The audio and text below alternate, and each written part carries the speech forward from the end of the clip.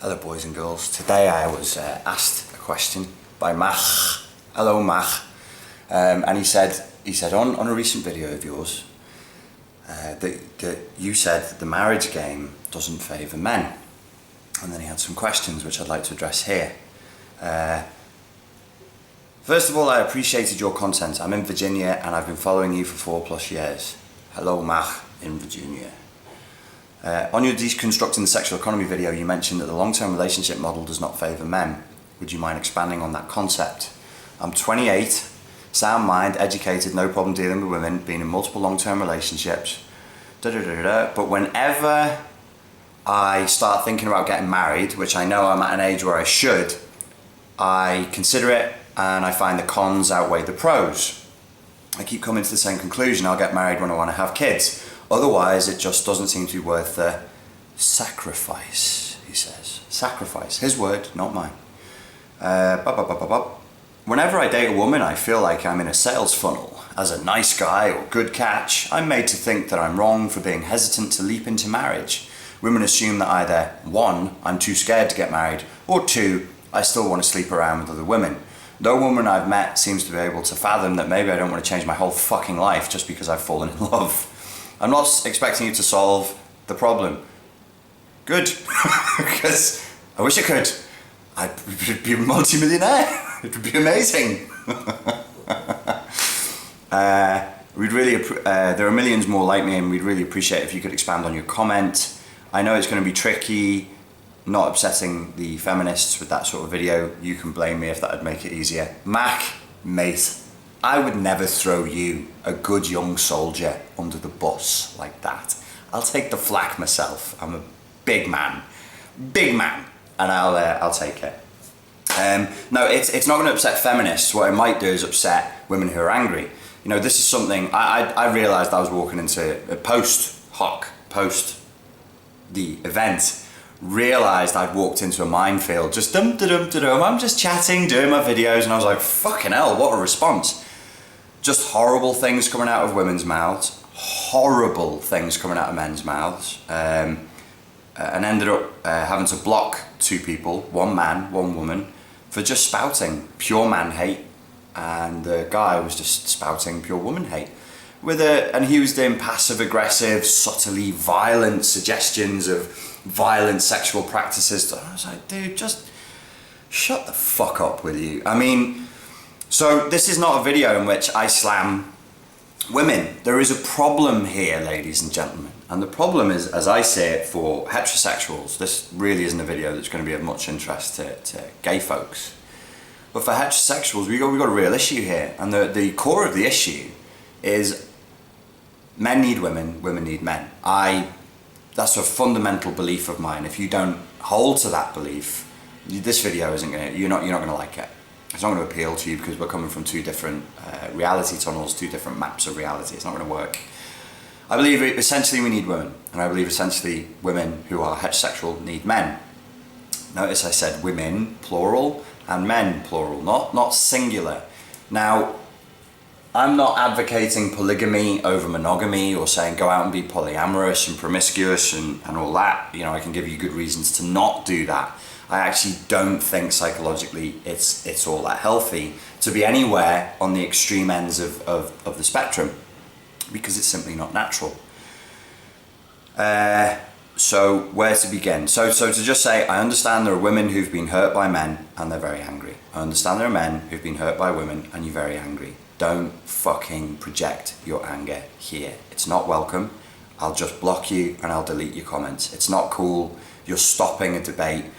There are those of us who actually, there are men, there's the little clique growing, online clique growing of men, and we actually want to get to a point where we feel like we figured it out so that we can get back into long-term relationships with a woman, singular, ideally.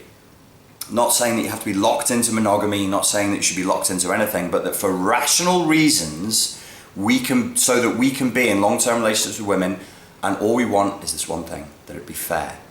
Not we're above you and we need to fucking rest our feet on your neck as women, or, you know, have you be slaves or anything. We just want fair. And fair is hard to come by nowadays. It's very, very hard because there's a lot of assumptions, there's a lot of implicit doctrine. Implicit doctrine, I claim to have originated this term, and somebody will tell me, no you didn't. It's mine. Implicit doctrine came as a term I used, like Mac there just used the term sales funnel. He said he felt like he was being pushed into a sales funnel, and I've felt the same way when it comes to relationships. It's either yes or no. You're either a good man who wants a long-term relationship, or you're a fucking dog who just wants to go out there and spread AIDS. Double AIDS with cat AIDS that is mutated together with the Ebola virus. That's who you are, Ebola penis.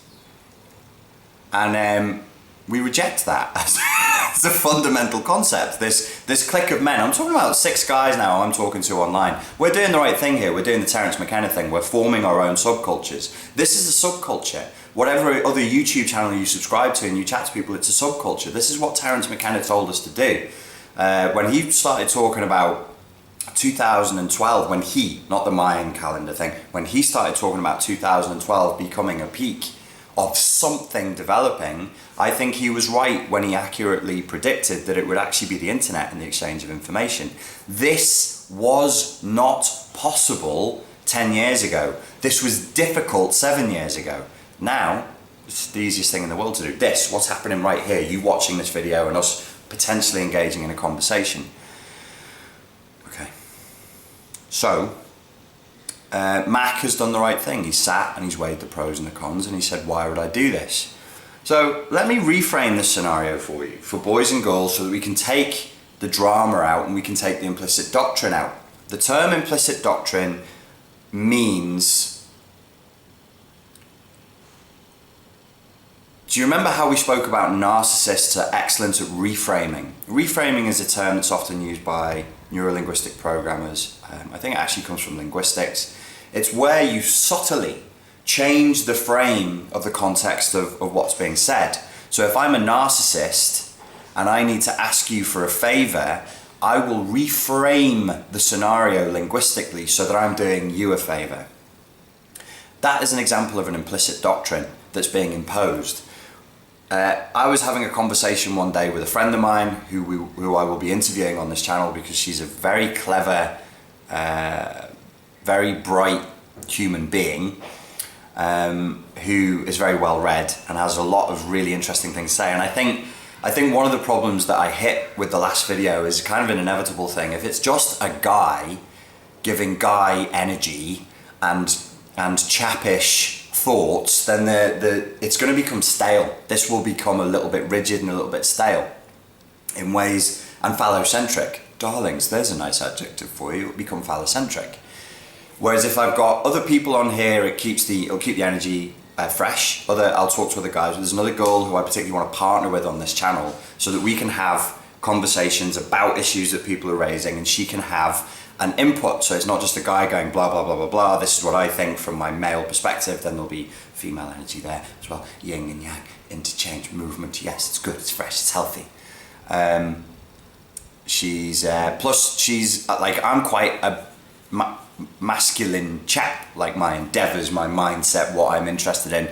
I'm not like of a counselor who's of a more feminine sort of way of being. She's a very feminine person and she's studied feminism. So Mac mentioned angry feminists. It's a misnomer, Mac. They're not feminists. I know what you're saying, and I've used the term in that way as well, and I understand what you mean. So I'm not being a dick, I'm not being pedantic. It's good to be specific though, and you followed me for 4 years, so you know linguistics. I like to be specific because it gives us power, even in therapy. You know, when I'm doing therapy with people and they're using certain words to describe a scenario, I'll make them change the words and it changes the frame, and the whole problem just comes apart. Like, wow, bang, there. You had that for 15 years, and I changed it we changed it. I changed it. Ooh, the ego of the man. It was changed with a change of sentence because, again, to quote Terence McKenna and Robert Anton Wilson, language is magic. We live inside of language. We live inside of linguistic constructs. So, and when you spell, you literally spell. You make a spell when you write words, and you invoke when you say words. This is an invocation. These videos are invocations. I'm invoking things. In some sense, and maybe in another sense, I'm just a guy talking into a video in a room in Kuala Lumpur. So, the implicit doctrines are anything that is not stated explicitly, but that is implied and is a doctrine or an ideology, which means a map of reality, a series of coordinates and beliefs and processes about how reality works. That is, if it's implicit, it's very subtly just imposed on you. When you come to a foreign country, when you come to Malaysia, there is an implicit doctrine here for how you should behave. How will a human learn how to behave in a foreign country? Well, the natural thing to do is to simply observe what everybody else is doing, and if you want to do something that nobody else is doing, you probably shouldn't do that because it's probably against it, okay? So the implicit doctrine that's being enforced upon men in relationships that is frustrating for us is this false dichotomy, this black and white thinking, this, what do you call it? Binary, 0 or 1, yes or no. Are you going to commit to me long term and have my babies and look after me till the day that I die and engage in a legally binding contract that means that I have control over your sexual activity and indeed possession of your penis itself? Or are you going to be double AIDS, cat AIDS, spreading your filthy disease, totally irresponsible man-child? You're scared. You're a man-child. You never grew up. You just want to spread the AIDS virus and get the Ebola penis on everybody. This is nonsense, and it's not rational, but it's there. And it's a stick that we can be hit with. And it's an implicit doctrine. The implicit doctrine, the implicit ideology is either man up and get married and start spunking out more humans, which is exactly what the world needs. I mean, we're not overpopulated. Depopulation is a dirty word, especially if you're talking in like in the therapy, new age, conspiracy, personal development, area. You brought up kids and you said, I'll make that sacrifice for kids. Brother, I have thought the same fucking thoughts myself, but I claim, Zizek moment, no? Okay, fuck you. I claim that those thoughts are not mine. They're culturally indoctrinated thoughts. That's not an original thought. Oh, when I'm ready to settle down. What? What does that mean? Like, we don't live on fucking farms anymore. We're not farmers. We don't live in a village. Will you settle down? Will you stop chasing the village girls, and banging them behind a bale of hay and settle down with your own farm? We're not farmers anymore. I'm farmers. Agricultural revolution. I see that as a massive. I see these problems with marriages as directly related to farming. What? So if you imagine human evolution along a timeline, let's draw it in our minds just here, because I haven't bothered to do any graphics for this video. In other videos I will. Imagine there's a timeline of human evolution and human civilization and human development. And if you haven't played computer games like Age of Empires, I highly recommend that you do, because it actually gives you a template for seeing, how humans come together to do certain things, and how war develops, and how taxation works, and how, all the rest of it. Play any real-time civilization building game. It really helps. And what we can see is that we were hunter-gatherers, scavengers, actually. This hunter-gatherer, we're bigging ourselves up there. It's like we were out there fucking killing tigers with spears. Fuck you, tiger. No, we weren't doing that. We would do that sometimes, but we set a lot of traps, and we would pick at other animals' kills, and we would scavenge and stuff like that. It doesn't matter. We spent a lot of time outside walking in tribes, probably of 20 to 30 people, and we were probably very inbred. As McKenna has suggested, we probably used the mushrooms, and we probably had a very tribal sense of self, where therefore your individualized child is not your individualized child, it's the tribe's child. And when I look at parenting, somebody asked me over a month ago to do a video on parenting. I'm sorry I still haven't done it, I need to process, because I got a lot of thoughts about that. I have very, very strong opinions about parenting. Even though I'm not a parent, I did live in a family and I am the product of parenting. So I do have some opinion to offer on this subject. But what Terence McKenna suggested is the tribe would look after the family. If you ever read the Celestine Prophecy, it was suggested there that, you know, grandparents should have a greater role in raising kids, because if you're 24 and you have a child, in my head you're a baby. I mean, and I mean that. I mean, in my head you're still a child, and you have a baby, then a child has had a baby, right the way up to 24. And I'm not a hypocrite with that. Like, across the board, when it comes to the law and imposing sentencing on younger people, I think up until the age of 25 you should get a more lenient sentence. Don't start thinking I'm a liberal hippy dippy type. I believe in capital punishment and I believe in corporal punishment. I believe in its effectiveness. And I believe in very harsh sentences for people particularly who engage in violent crime or use violence to leverage power over people. Obviously, I run a site called streetfightsecrets.com, which is all about self-protection. So obviously I believe that. I don't want you assuming I'm some fucking hippie who's like, oh yes, just let them all go. They're all abused as children. They need a cuddle and they need to go on an island and just be happy somewhere. Why an island? I don't know. It's the first thing that popped into my head. They should go to an island, do therapy, do massage, be force-fed Terence McKenna lectures 3 hours a day, and be given mushrooms and LSD. Do you know that that's actually proven to be quite an effective way of handling recidivism amongst prisoners, is giving them psychedelic drugs so that they become more aware, so that they become more self-reflective. Anyway, I just said I wasn't a hippie, but anyway, let's come back to it. So I actually think this child rearing thing is a big issue. And we are being hammered into an implicit doctrine of individualism as opposed to tribes. And it's not fucking natural. It's actually a mental illness. I'm going to recommend somebody who makes comics for a living. There's two people I recommend who make comics for a living. One is Alan Moore, and the other is Grant Morrison. Grant Morrison has done a couple of really good speeches, and they're available on YouTube. He's a mad, bald Scottish fella in a leather trench coat. And he does a good one about individualism and how mentally ill we are because we have started to, we took on the self-concept of being individuals instead of tribal entities. So, in your head, sir, Mac, like all of us, you're going, me, individual, my family. What will me, how will this upgrade me in my life? I have that right now. I'm 35, I should get married. This voice plays in my head. I'm going, why? Why? Oh, because then you'll be a real man. Is that what being a real man is? Is it being in a legally binding contract with somebody who I don't really know but I like fucking, and then producing more humans with them? Is that what being a man is? I find that a little bit hard to take on. But believe me when I tell you, as enlightened as I am, darlings, it's a very strong drive in me to do that. And when I said you're in a relationship with someone you don't really know, I realise I'm all over the place here. Just allow it to wash over you. Your brain will pick up the important stuff. When I said you're in a relationship with somebody you don't really know, that's another issue I have with marriage.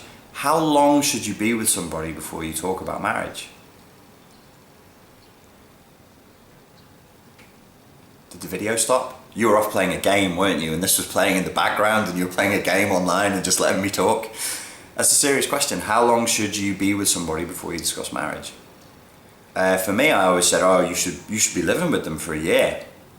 You should be living with them, at least 4 or 5 days a week. You should be living together and moving together and doing things together so you really get to know them. As though after a year of being with somebody, you know who they are and you know what they're about. It's bullshit. And I've watched other people get married, other people close to me, and I've watched other people get divorced. And I've seen with my own eyes that even after 10 years of being in a relationship with somebody, they'll still surprise you. You'll still not know the essence of who they are. The only way to truly know a person, if we get rational and if we get philosophical and if we have a nice little pontificate for a minute, let's have a pontificate. How do you get to know somebody? Well, really, to truly know somebody, you'd have to see them over an infinite amount of time in an infinite number of situations.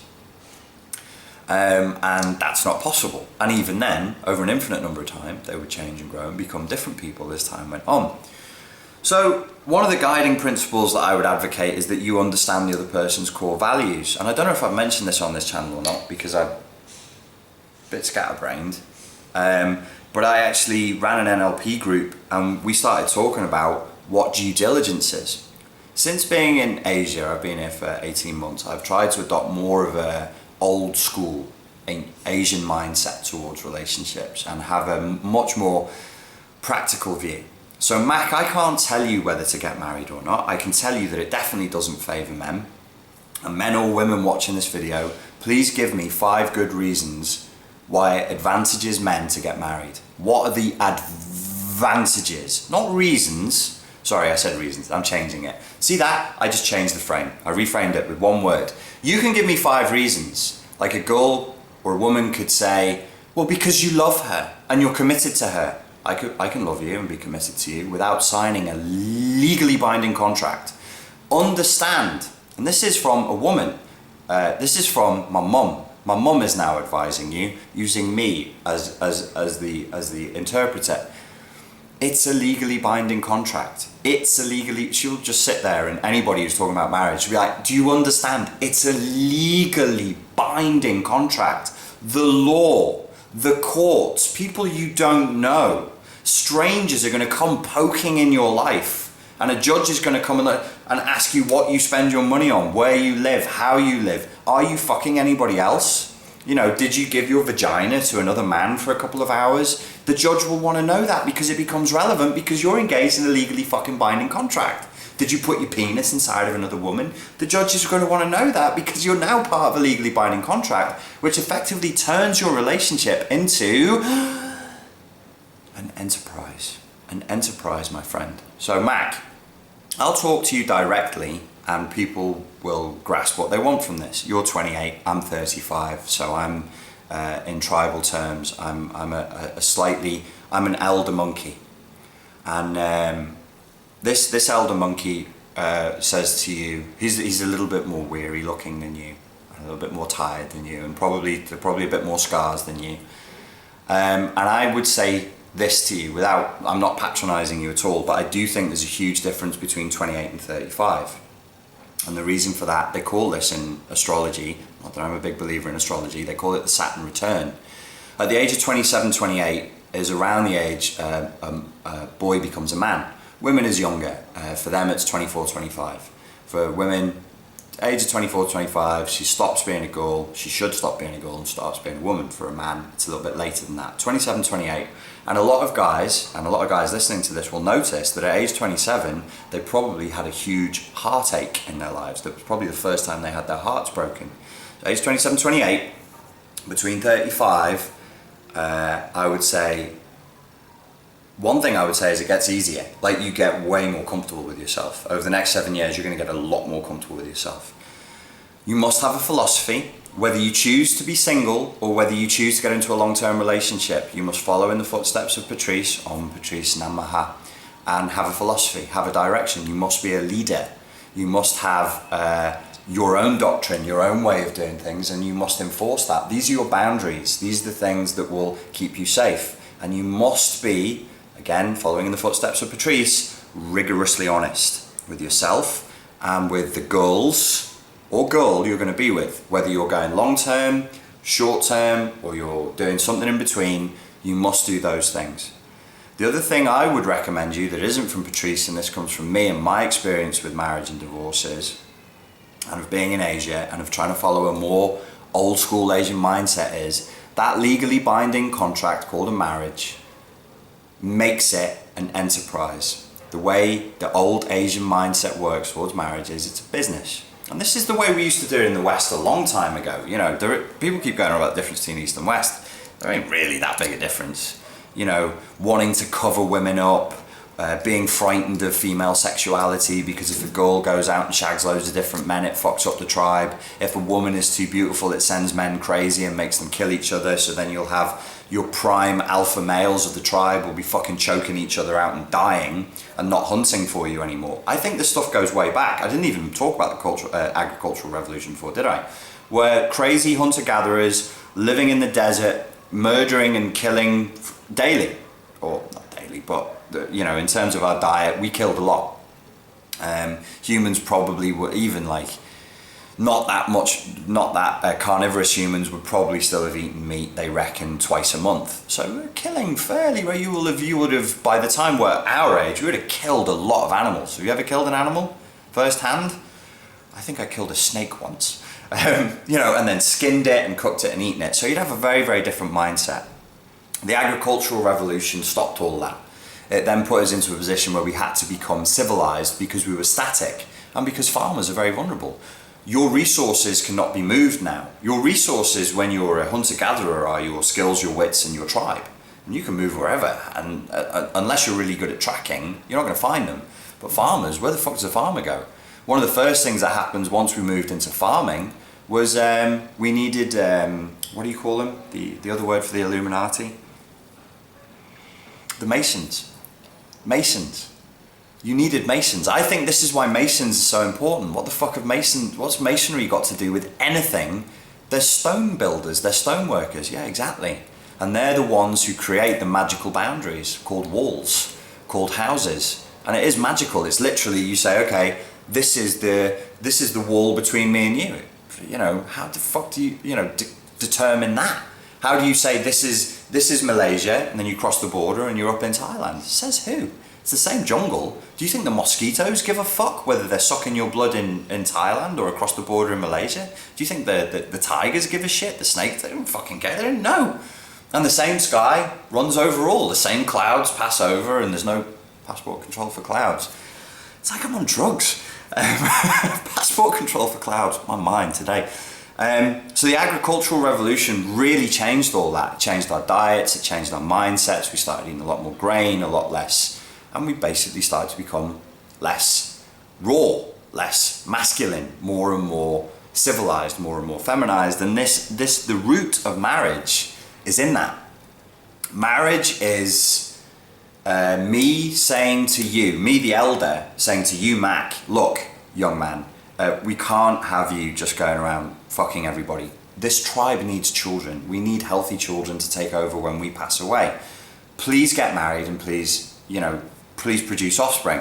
Now, depending on the country that you're in and the culture that you're in, we will say to you, look, pick one wife and that's your wife and you get with her, or pick 4 wives and those are your wives, you get with them and just have as many kids as you can, because the infant death rate is very high and we estimate 30% of them aren't going to make it. Some of your wives are going to die during childbirth as well because we've got no fucking medicine.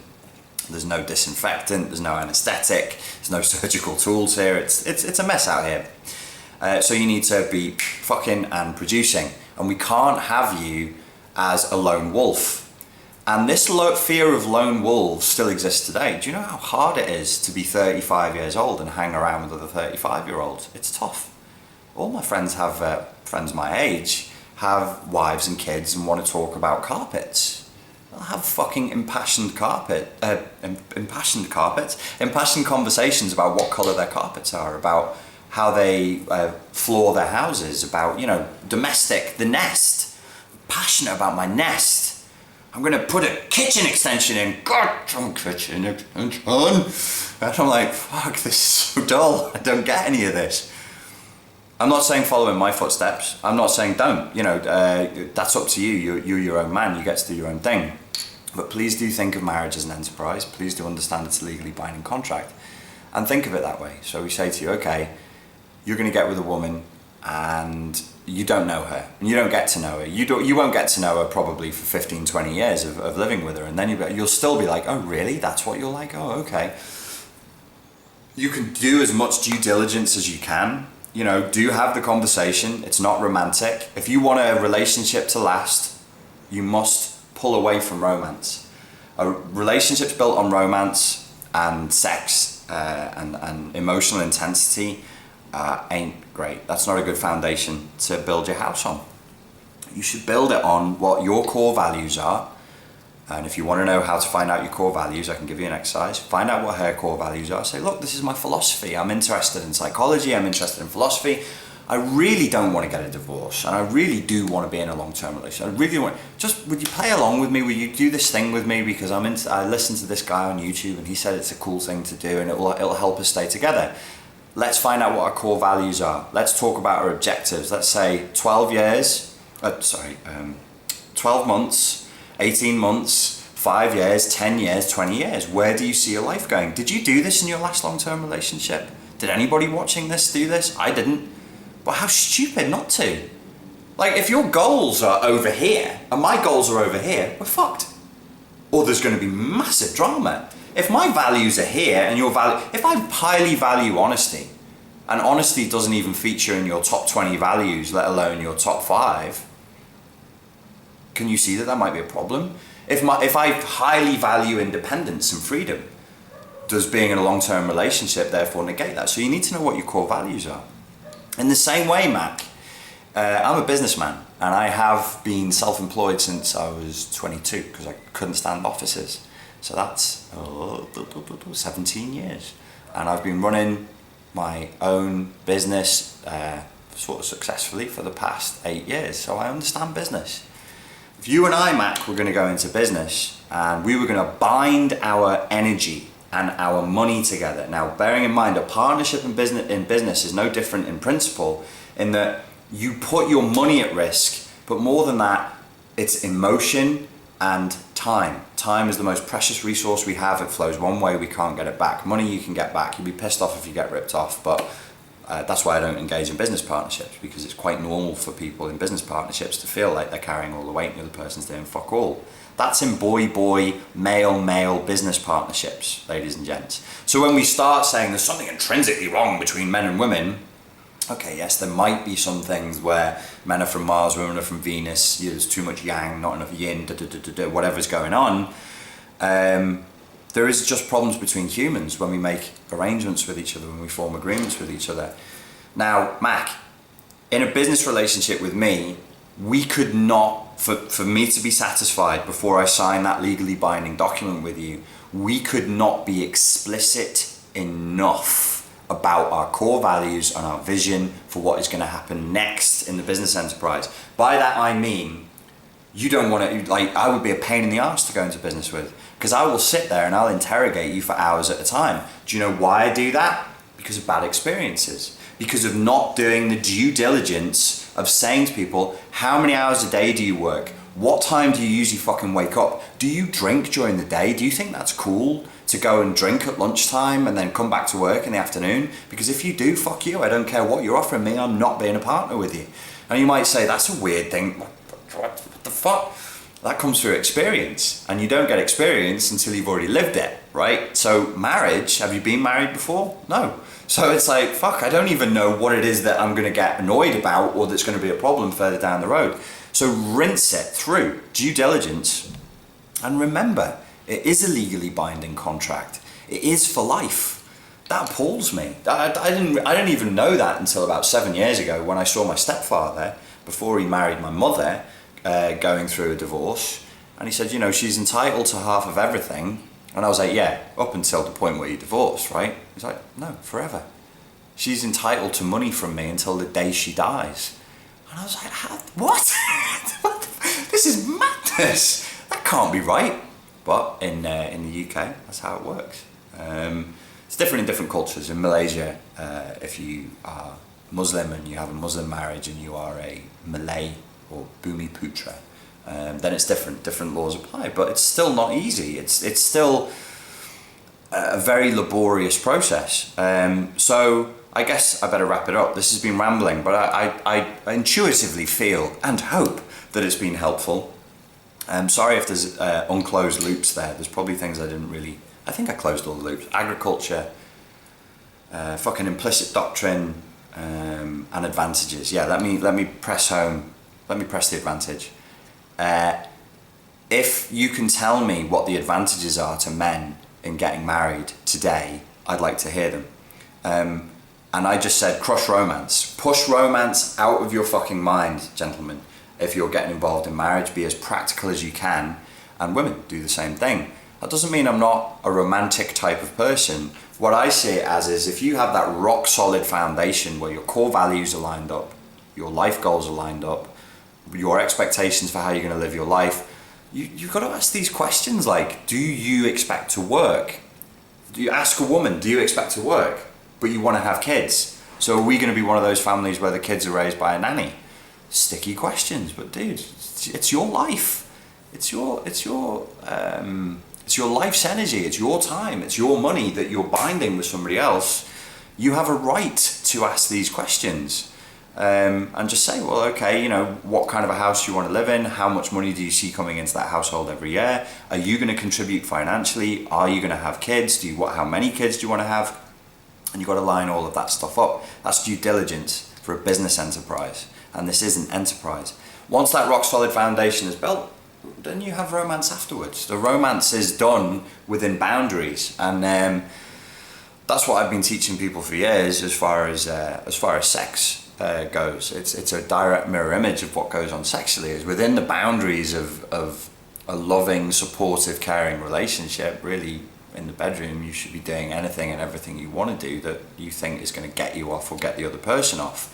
But it's the boundaries that are important. It's the masons that are important. They build the walls that give us the boundaries that let us know what's what and where's where. Have that. And be very strong in your boundaries. And again, that's why I cited Patrice to you, young Machatach.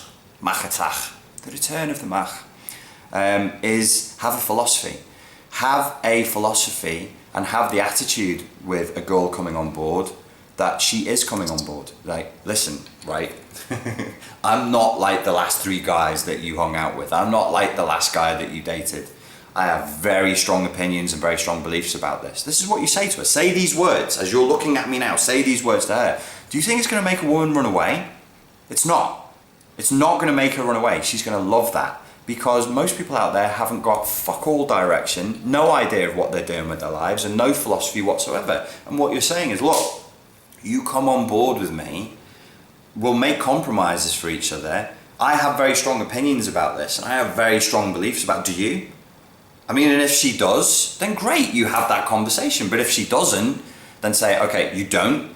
Let me tell you a few things about how relationships tend to play out and how other people who aren't as clever as us, aren't as smart as us do things, and why it fucks up for other people. These are the conversations that we need to have. For most women to be given the opportunity to get with a guy who has a direction, who has a focus, who has boundaries, who is assertive, who will say, look, this is what I want to do, I don't see that as being a problem. And you say right up front, I'm very honest with myself. I'm not like other guys. I'm very honest with myself. I'm very honest with other people. And if you see this moving forward, this is how it needs to be. It's not, now I said implicit doctrine before. This is an explicit doctrine, and it's a take it or leave it deal. This is me. This is what you get. You want it or you don't. There's no fucking around. Don't manipulate her. Don't trick her. Don't get her to kind of fall in love with you a little bit. Give her loads of really good orgasms to make her feel wonderful about you. And then go, haha, now you have to agree to this shit to get with me. Just be upfront. Just say, this is me. This is how I do things. This is what I envision for myself. This is the life I want. Come on board or don't. It's totally up to you. And that's honesty. And that's a philosophy that is being put in place. So again, final question is, if you can tell me how marriage advantages you, Mac, can you tell me how marriage advantages you? You know, don't play this game with yourself of, oh, I'm going to have kids. I don't want to be one of those guys who has kids out of wedlock. Wedlock. Do you know the word husband is an old English word? I got this when I was force-fed Chaucer at school.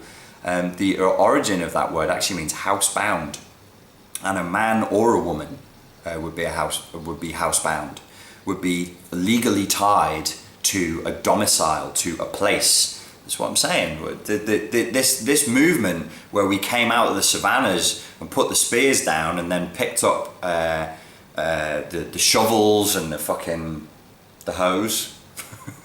What? The farming equipment, had houses and built farms, and that became our main source of food. It changed everything. You were wedded to the farm, you were wedded to the domicile. Wedded means glued to. like being welded together in the same place. And that's what marriage is, and that's what being a husband is, or you know, being housebound. Why can't you have kids out of wedlock? I feel you. I know what you're saying. I shouldn't use slang. I shouldn't swear so much and use slang so much. I understand what you're saying, Mac. I've had the same thoughts myself. I'm from a Irish Catholic background, Irish Catholic area, and in our culture in Liverpool, people have kids to solve problems in relationships. Seriously, they'll have a baby. They're, oh, you got problems, have a baby. Things will get better. It's like, what the fuck? That's not logic. But I really feel that in this day and age, actually, if you want to have children, and you know in your heart that you're going to look after those children, and you're going to look after the girl who you had children with, even if you're not, even if you don't stay together, then I don't see the need to get married. I don't see the need for joint bank accounts. Don't do it.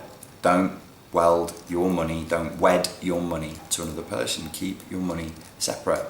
And that might sound brutal to some people. It might sound too harsh. But seriously, as people are more open nowadays to talk about sex than they are to talk about money. They'll be like, oh yes, I love engaging in anal sex, no problem, and I like this, and I'm a masochist, and I have my husband tie me up, and blah, blah, blah.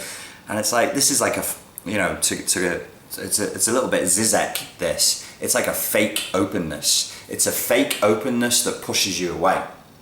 That's a way of actually maintaining a boundary. Oh, I love to take it up the arse. You know, it's a oh, Jesus Christ, you know, it's a way of pushing people away. And this fake openness about sex is actually pretty meaningless. But you want to get down and dirty with somebody, ask them what the last 5 items on their credit card bill were. Ask them, you know, what was the last thing you bought that you felt guilty about? Not guilty because it was weird, but guilty because you didn't have the money for it, but you bought it anyway. How many credit cards do you have? What's your credit limit? What do you spend a month on clothes, handbags, shoes, things that you don't fucking need? Are you a compulsive spender? These things are important. You need to know this ahead of time. So yeah, people are funny about money, but really we need to look after our money. I mean, it's one of my boundaries that I've found quite difficult to assert when I'm doing coaching with people, because I am a genuinely loving, compassionate person, a little bodhisattva I am. But if I don't assert boundaries and don't say to people, you need to pay me, guess what happens? They don't pay me. They either try not to pay me, or they'll try and get free coaching from me. So you've got to be assertive with your money. And I would say that would be one of my rules. Not that I'm looking to get into a long-term relationship anytime soon. It's not really convenient to my business goals. But one of my rules would be, for at least the first few years, you don't have joint accounts. And when you do have a joint account, it's very, very controlled and very, you know, don't fuck around with your money. Watch your money. And you might, oh, that's very superficial. That's not very romantic. Look, your money is your life's energy. Your money is directly reflected on the time that you've spent doing something that maybe you didn't want to do. It's accumulation of mornings that you woke up and sat in traffic where you didn't fucking want to do that. You would have wanted to do something else. It's hassle. It's going to work through illness. That's your money. That's what that money represents. It's a symbolic representation for your life's energy. It's yours. It's nobody else's. It's fucking yours. Keep hold of it. Okay, mate, that's it, Matt. That's what I'd say to you, lad. I hope people enjoyed this. It was like a fucking acid trip from beginning to end. You know, the most important thing to take from this is that the clouds between Malaysia and Thailand don't have passport control. And that's really what this video was about. Okay, right. Thank you, and I will speak to you soon.